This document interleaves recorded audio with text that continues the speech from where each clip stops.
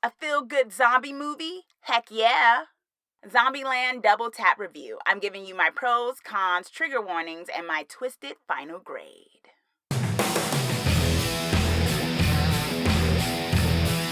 Hey Twisted people, it's your Twisted Girl here, and today I am doing a review of Zombieland Double Tap, aka Zombieland 2, giving you my pros, cons, trigger warnings, and my twisted final grade of the sequel that has been 10 years in the making.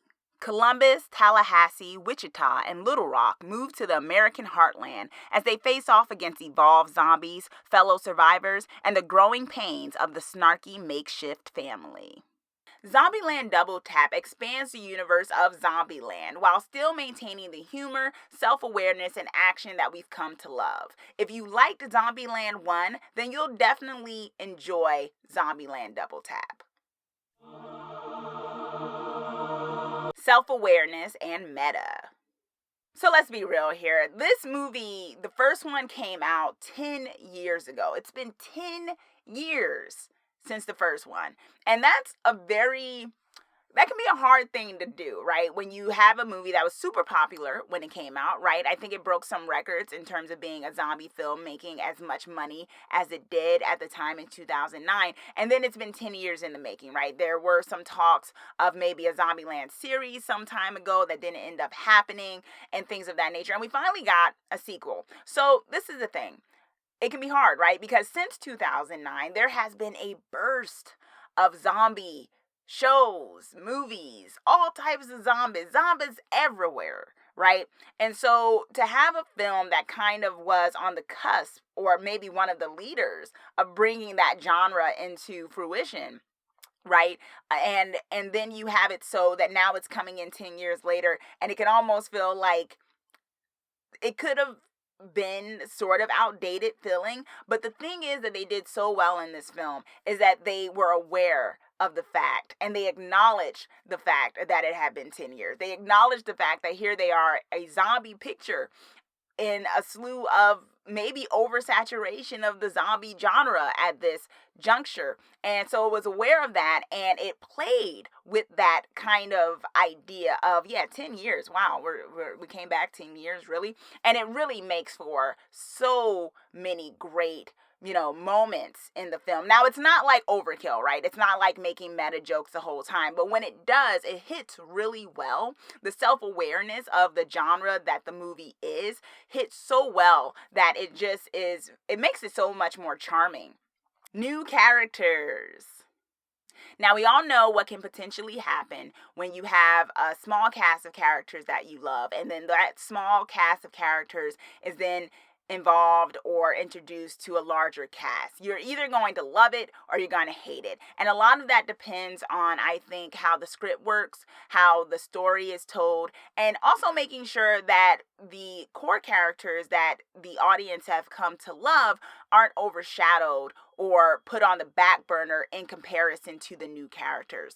And I really do believe that that was not the case. And I think that what we got was new characters that added some great additions of humor, of layers to the other characters, and even new chapters for the other characters in a way that really worked. It meshed well enough. I didn't ever feel like any of the new characters, I was like, oh my gosh, this person again. And even if you don't love all the new characters, which I didn't love all the new characters, there were two new characters that really stood out to me in a great way. And I think that was Rosario Dawson's character of Nevada, and also the Madison character, the very bubbly, ditzy woman, right? I think they actually worked really well for it, and you'll see if you choose to watch it why that is in terms of the dynamics that they added to the core four that we have. And I think that really worked.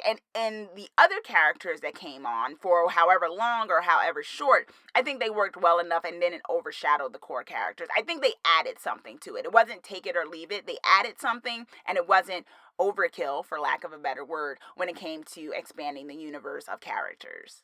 Humor and action balance.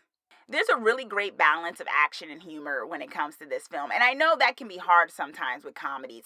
I've said it before, I think horror comedies can sometimes be the hardest kind of movies to do, because you know you want to keep the horror aspect, but sometimes when it's comedy and it's not total slapstick, you want to be able to take some of the kills and some of the danger seriously. And I think this movie did a really great job. Oh my gosh, there are some action sequences that put some like major action movies to shame in this film. I just think there's some great directing going on and great cinematography when it comes to a lot of the sequences that happened that were just, oh my gosh, they were so great. And I think the action sequences in the first one, because you kind of have to compare, right? Those were solid, you know, those were good, and I think that was also what set the movie apart. But this one, I think they just took it up a notch, like maybe 2 to 3 notches when it came to some of the action sequences that really worked so well. So I mean, kudos for that, because it was very enjoyable. Semi-contrived plots. I mean, it's not a major con, because, hey, you have to make a movie. You got to try to figure out what can we make a movie about in returning to Zombieland, right?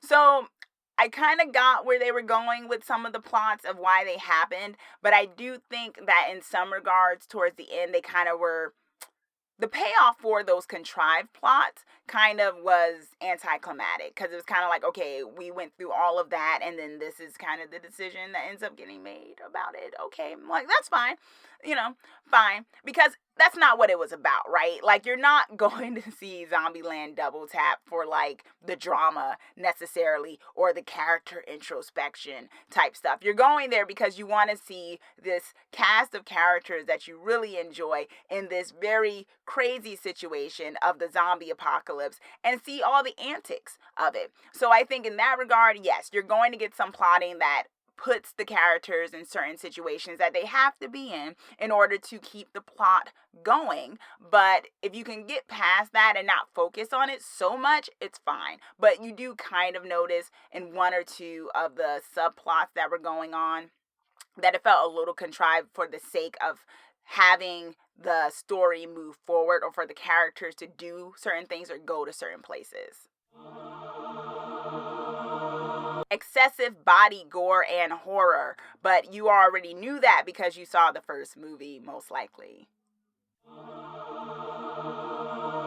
In my opinion, I think Zombieland Double Tap is actually better than the first one, mainly because it expands the universe. Now, I say that in the context of we couldn't have Zombieland Double Tap without having Zombieland 1 first, so it could build on top of it, but it definitely builds on top of it and expands it in a very awesome way with some great additions of characters. And my twisted final grade for Zombieland Double Tap is an A. Okay, y'all, so that is my spoiler-free review of Zombieland Double Tap, giving you my pros, cons, trigger warnings, and my twisted final grade. What did you think of my pros? What do you think of my cons? Are you excited for Zombieland Double Tap? Do you think they needed a sequel after 10 years, you know, that we've been waiting or not waiting for a sequel to come? Do you think it's a little too late for a sequel to Zombieland? Or are you super excited to revisit our core 4 of characters? Let me know, comment down below, and also be sure to subscribe, and also be sure to press that chime bell alert button, whatever it's called, so that you are the first to know when I post my videos of all things horror and dark fantasy. Thanks for watching and listening to my twisted thoughts, y'all.